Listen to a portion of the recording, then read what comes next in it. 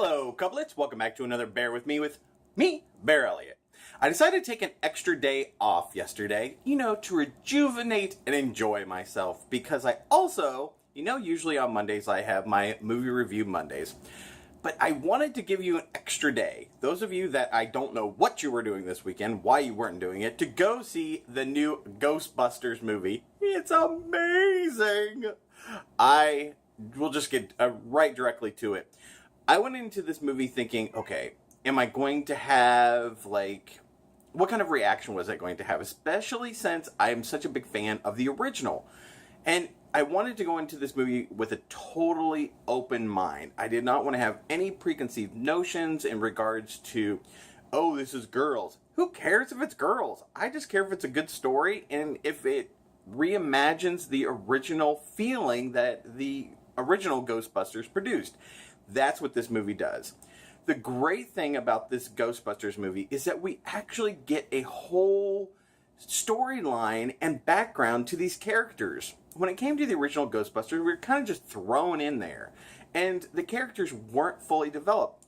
Yeah, we got a feeling for Venkman and what his whole stick was, and Egon and Ray. Winston, we kind of got a feeling for, but not as much as these four ladies. Now, our new Ghostbusters, I thoroughly enjoyed them. I am absolutely in love with Holtzmann. I think she's a great character. I also hope that if this movie does produce a part 2, that they do dive more into her supposed lesbianism. Although that makes it sound like she has a disease or something, but her background, because I really want to know more about Holtzmann. And she's such a wacky character that it's almost like she's unhinged slightly, but I really, really, really loved her character. Our other three characters are a little bit, can you see Buddy's tail? He's up here with me. He's doing reviews with me today. So, with the other three characters, we have Erin. Erin is very, very controlled. She's a very controlled person, and she and Abby, they were almost like originals to this Ghostbusters stuff because they had worked together and they had written a book.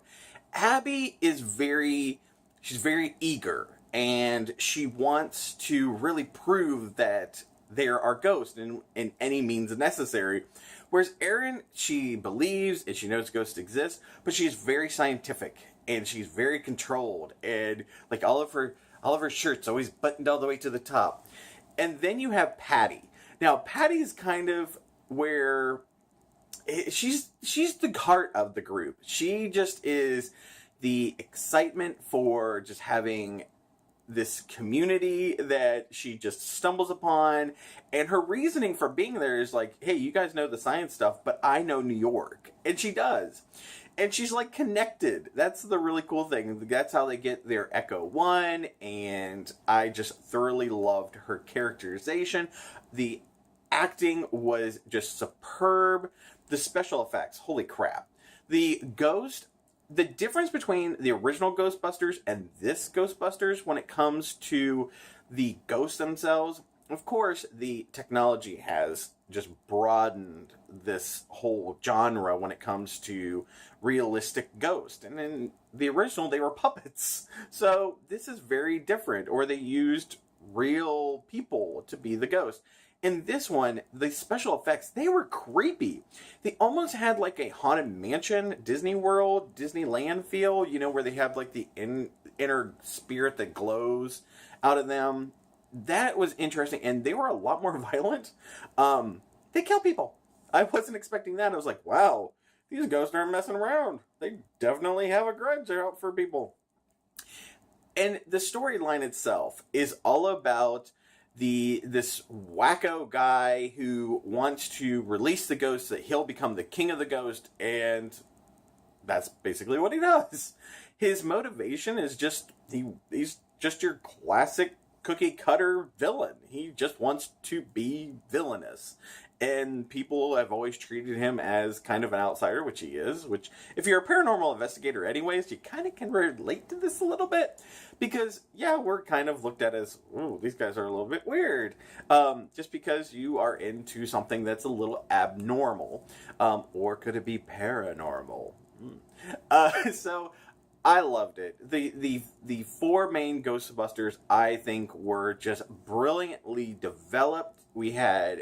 They had heart, they had soul, and they just really popped in this. I loved it from the start to the end.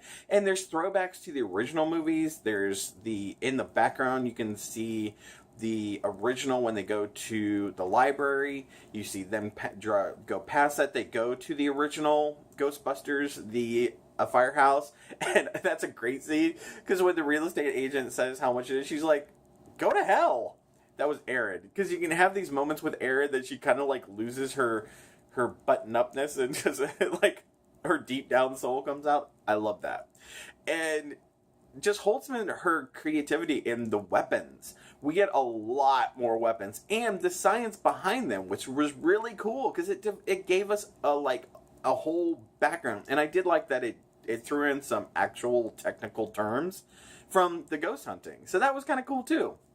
Now, the supporting character, Kevin.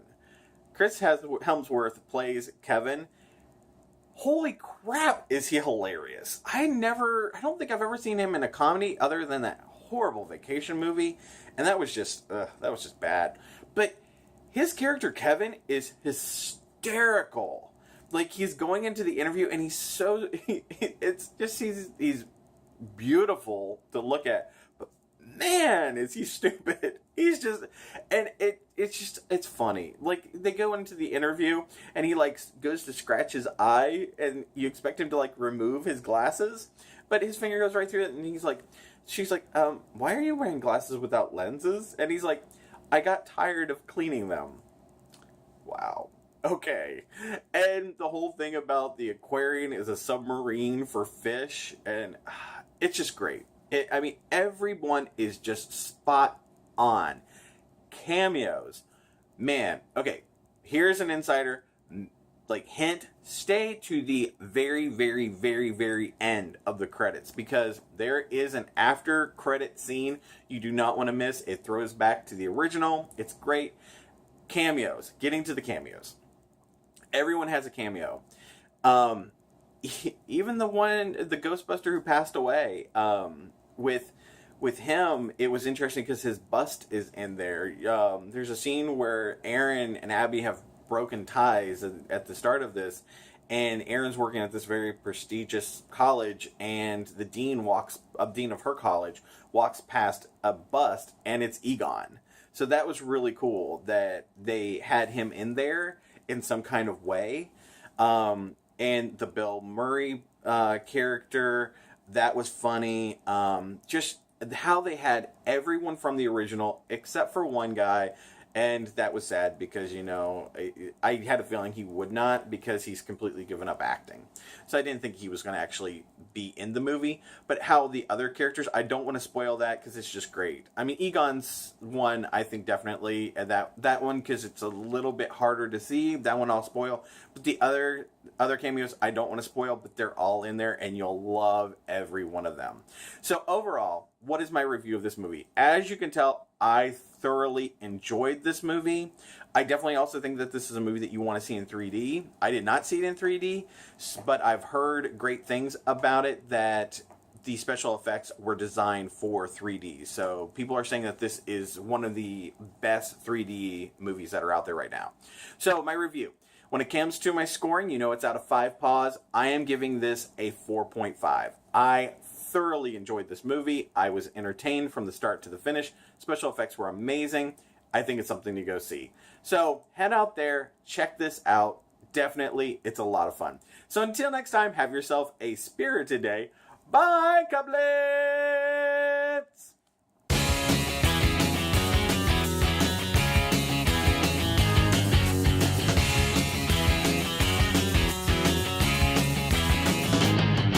I could go out in the darkness, see you calling my name. I hear you shouting, hear you calling, but it's not the same. Every word that you are throwing right into my effect. Doesn't matter to me, cause I'm keeping my trick. Let me go. Let me go.